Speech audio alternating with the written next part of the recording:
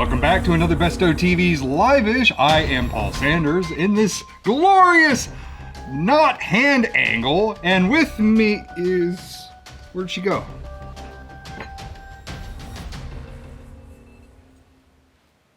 Riley Fett. Ooga booga. Ooga...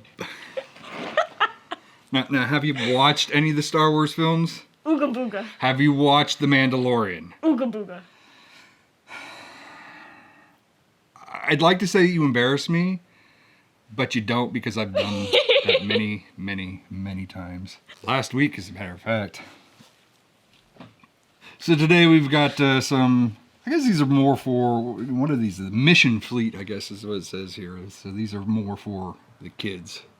I used to be a big collector of Star Wars stuff in the 90s. I had the toys growing up, but in the 90s, like 95, they re-released all the Star Wars figures. And I had to have them all. They were Dad's version of Pokemon. I had every single figure and every single wave, starting from the 95 wave all the way up to the Phantom Menace. Do you know how hard it is to get rid of the Phantom Menace? Do you know how many people want the 30th Jar Jar Binks that was produced for that line? Do you know how popular Jar Jar Binks is? He's not. I'm glad that they didn't make Jar Jar. I'm glad the origin story to Jar Jar Binks was that he became Boba Fett.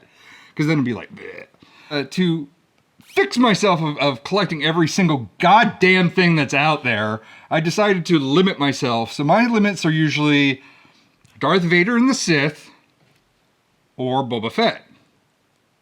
And now Boba Fett's been expanded to frickin' Mandalorian stuff because they have to come out with a hit TV series. And now there's Mandalorian stuff. Din Djarin and Grogu. Spoilers if you haven't seen Mandalorian, but ooga booga, as Ooga booga. Riley Fett would say. With a speeder bike. I'm not even sure. I'm 100% sure they even rode a speeder bike in the show. I'm not 100% sure. I mean, I know the speeder scouts had picked. They get Grogu and they ride the. Of course, because they're speeder scouts. Mm-hmm. That's what they do. They scout on speeders. So it started with this monstrosity. Well, actually, it didn't even start with this monstrosity. It started with this monstrosity.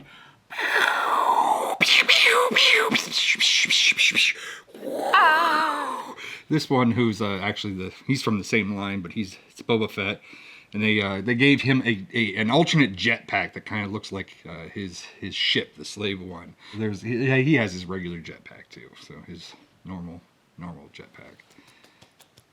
So it started with this. Then it graduated to that, which that thing is going to come out of the package someday. And then, of course, then it had to go to the whole kit and caboodle. I had to have Cara Dune, IG-11, the child, and the Stormtrooper. The Stormtrooper should be dirty. He should be all like dusty and dirty like he's on the show too. I don't know why.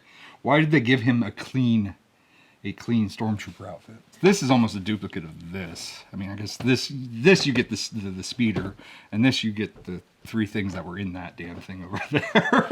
I mean, I kind of wanted IG-11. I kind of care less about Cara Dune. She's not my favorite character. I mean, I don't want to get political about it. I don't want to bring up things that are going on in real world with this character and stuff like that. But she wasn't my favorite character to begin with. Somebody had asked about, why do we talk about opening these, or why do we have some episodes where we are opening these? And the thing, I guess, boils down to is like your enjoyment of it. What do you enjoy? If you like it on the box, I mean, there's nothing wrong with if you like it on the box and like it sitting on the shelf. That's fine. I mean, it's pretty. It's pretty. It's pretty. It's like, I mean, it's displayable the way it is. Me, it just becomes a pain in the ass because I'm really horrible about like dusting all these things. We had just taken some stuff down to show on camera, and it's like, oh, let's get out the vacuum cleaner and let's vacuum the 50 layers of dust and stuff. And I'm kind of out of that phase where I was in the 90s. In the 90s, I bought 2 of everything. Not just did I buy everything, I bought 2 of everything. One was for out of the package and one was for in the package. Because I used to go to toy shows, and there was like, oh look, Yak Face, and he's in his package. And if he was in his package, if I had Yak Face from the 1970s and still in his package, he's worth $300. So you know what? I'm gonna buy every single thing that comes out in '95. Each of these was gonna be worth $300, and I'm gonna be rich. Yeah, okay. All right. I bought them for $5. You know what they're worth now? $5. So buying, you know, I mean, it's just, I guess it's like playing the stock market or going and playing the lottery and stuff like that. And honestly, it's like, you know, a lot of those things, you know, they're still in storage to this day. They're somewhere in here in storage. And it's just the same thing. The storage isn't proper, so some of them have been chewed on by little animals and maybe children, maybe your dad, but most likely little animals. It's just you know, and I think I'd rather have this out of the package than in the package. I mean, that's just the way I want to run this thing. Now, going back to the whole thing with Cara Dune and the issue with that. And, you know, I mean, we showed this on one of the episodes earlier. I think we had a similar discussion where, you know, again, I didn't really specifically want this character. It's not my favorite character from the show. There are a little bit more defined characters than this character, but I had specifically bought this for an unboxing to do one of these videos. And now giving current events of what's going on, you know, they're no longer making these figures, and what figures are out there, they're trying to pull off the shelves.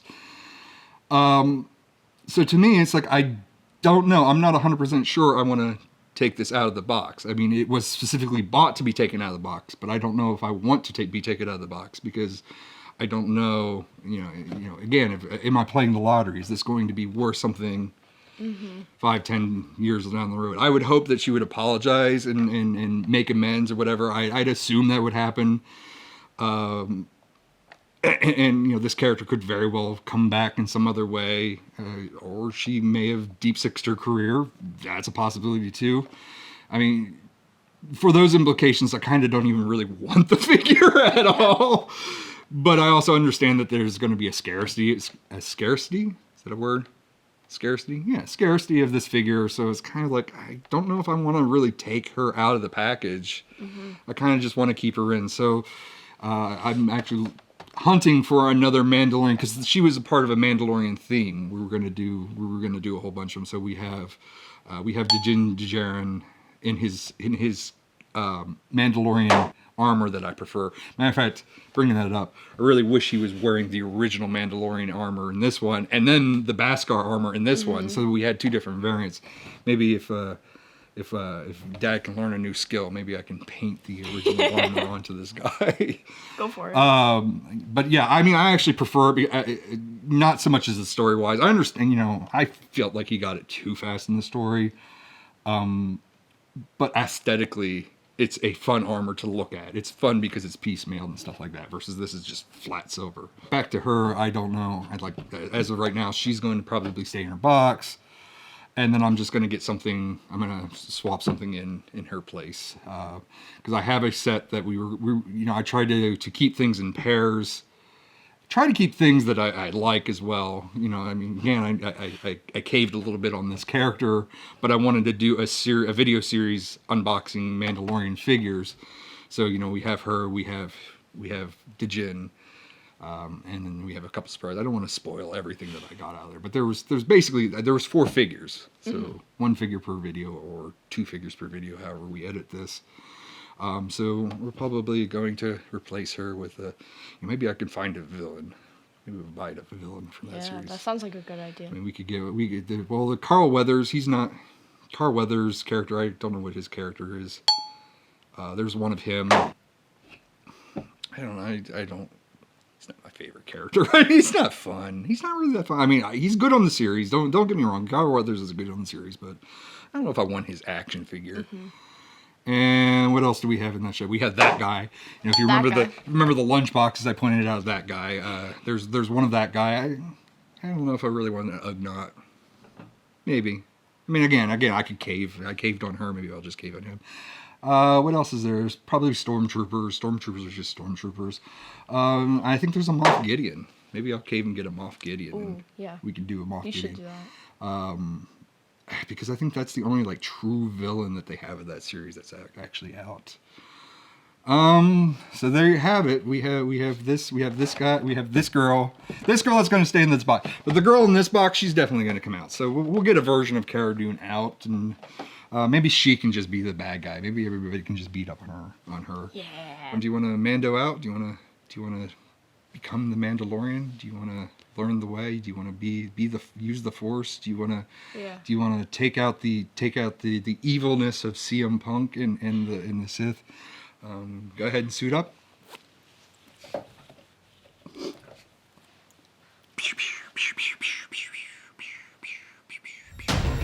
Booga.